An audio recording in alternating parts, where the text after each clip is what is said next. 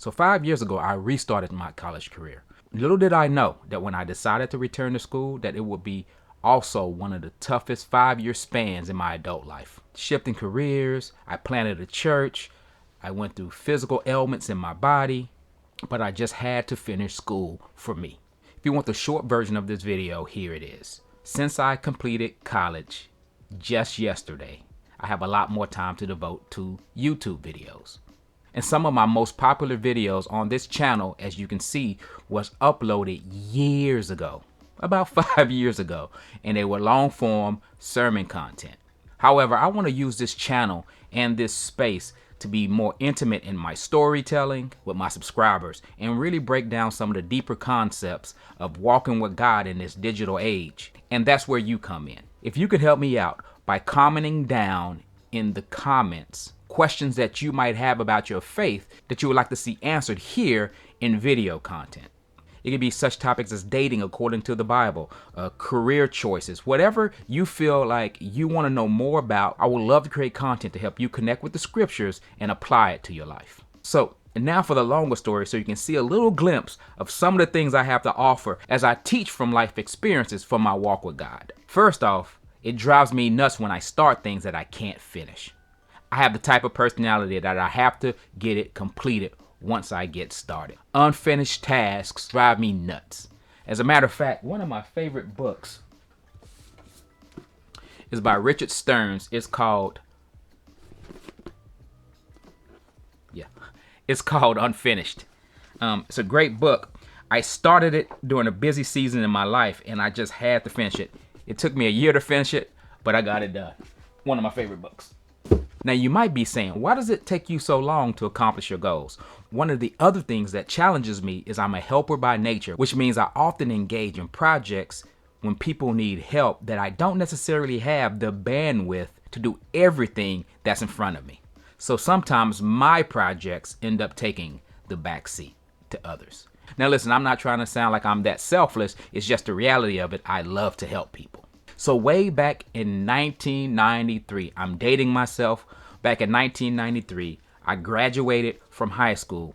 In the spring of 1993, I started my college journey at a HBCU, which is Historically Black College and University here in Texas. I was a little bit excited because I was going to be the first one of my family to graduate from college. But that too got derailed. And to make another long story short, me and my friends got into a fight with a dude who had a gun in the first week of the second semester, and we were promptly expelled from school. And so now that I'm kicked out of school, I thought I was slick. I would transfer, because it was only the first week of school, to another HBCU that was actually in my old neighborhood that I grew up in. But the first school ended up holding my transcripts, claiming that I had did some property damage to the school.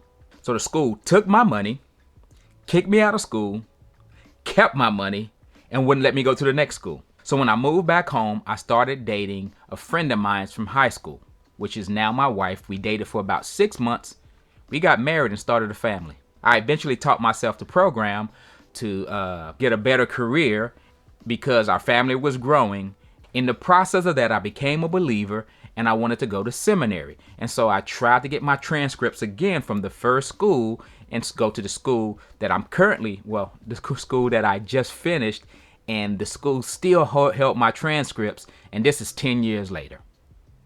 I can remember the lady at the admissions office praying for me that God would make a way for me to eventually go to school because they can do anything for me.